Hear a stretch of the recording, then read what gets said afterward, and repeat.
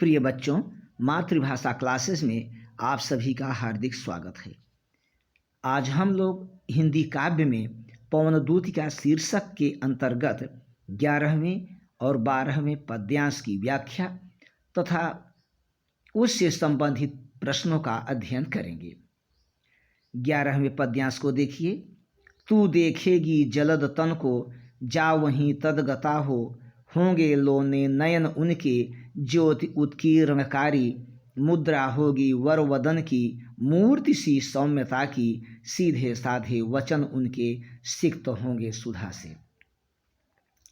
शब्दार्थ देखें। जलद तन, मेघ जैसा श्यामल शरीर, लोने सुंदर, नयन नेत्र, ज्योति उत्कीर्णकारी प्रकाश विकीर्ण करने वाले, मुद्रा भाव मुद्रा, वरवदन श्रेष्ठ शरीर, सिक्त सींचे हुए, सुधा अमृत। आइए 11वें की व्याख्या देखिए।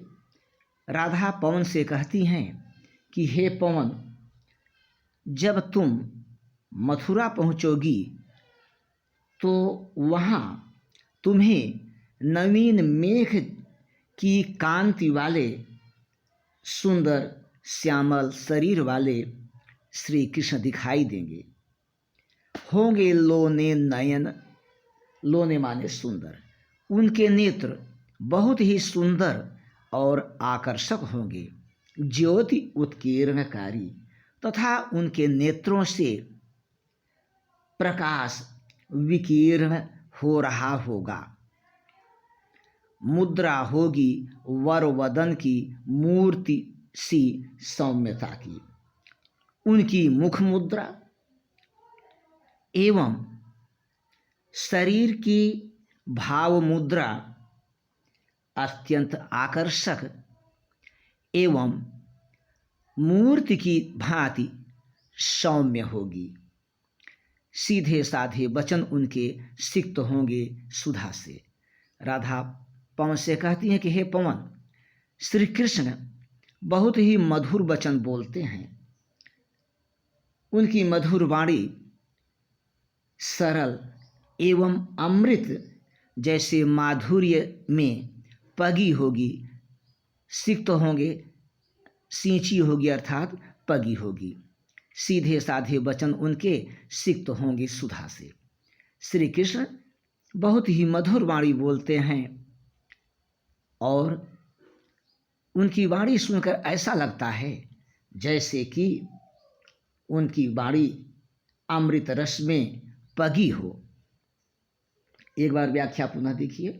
राधा पवन से कहती हैं कि हे पवन, जब तुम मथुरा पहुँचोगी तो वहाँ तुझे नवीन मेघ की कांति के समान श्यामल शरीर वाले श्री कृष्ण दिखाई देंगे। उनके नेत्र बहुत ही सुंदर एवं आकर्षक होंगे तथा उनके नेत्रों से प्रकाश निकल रहा होगा, प्रकाश विकीर्ण हो रहा होगा। मुद्रा होगी वर वदन की, उनकी मुख मुद्रा एवं श्रेष्ठ शरीर की भाव मुद्रा अत्यंत ही आकर्षक एवं मूर्ति के जैसी सौम्य होगी।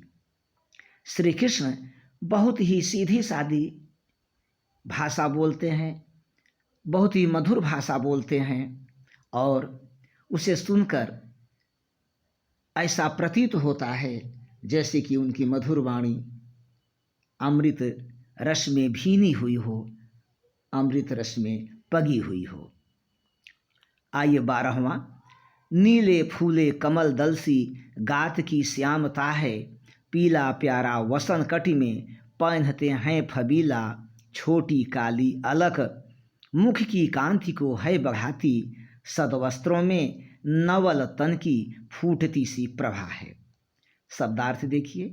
कमल दल, कमल दल माने कमल की पंखुड़ी, गात शरीर, वसन वस्त्र, कटी में कमर में, पहनते हैं पहनते हैं, फबीला सुंदर, अलक, अलक माने बालों की लट, कांति को चमक को प्रभा को सद्वस्त्रों में, सुंदर वस्त्रों में, नवल तन, नवीन शरीर, यहाँ नवल तन का अर्थ युवा शरीर, प्रभा, प्रभा माने कांति।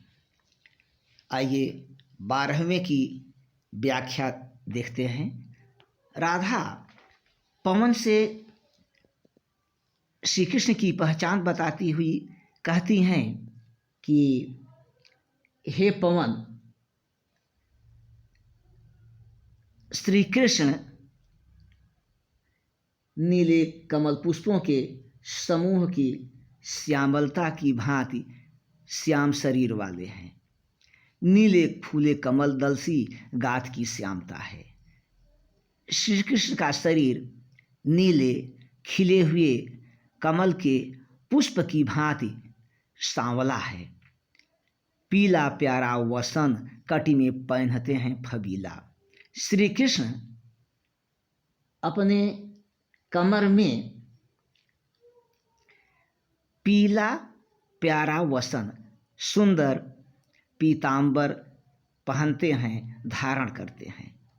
पीला प्यारा वसन कट में पहनते हैं फबीला। छोटी काली अलक, उनके बालों की खुली हुई एक काली लट उनके मुख पर आ जाती है, जो कि उनकी मुख की कांति को और भी अधिक बढ़ाती है।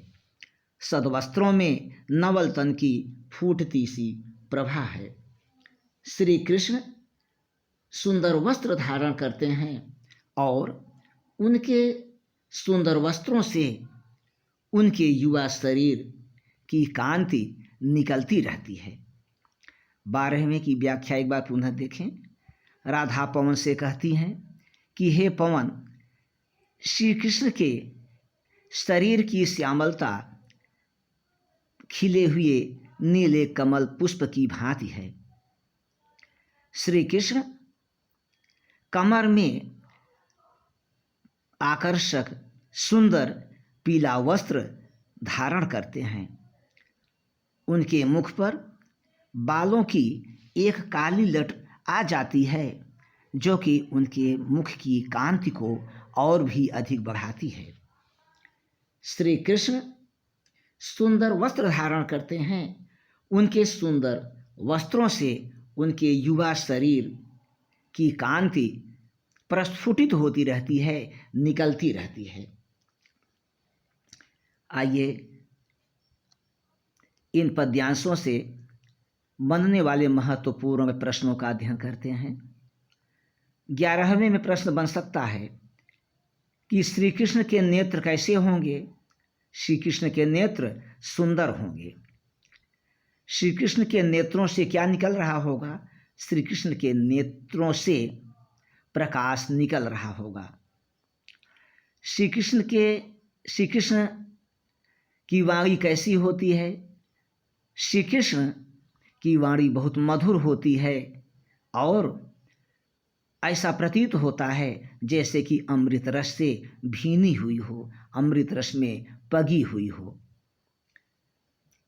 अगला प्रश्न बन सकता है, राधा पवन से कृष्ण को पहचानने का क्या उपाय बताती हैं?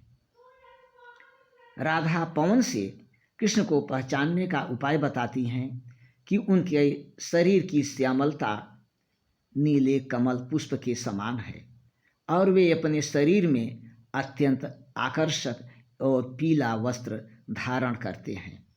उनके मुख पर काले बालों की एक लट उनके सौंदर्य को और भी अधिक बढ़ाती है।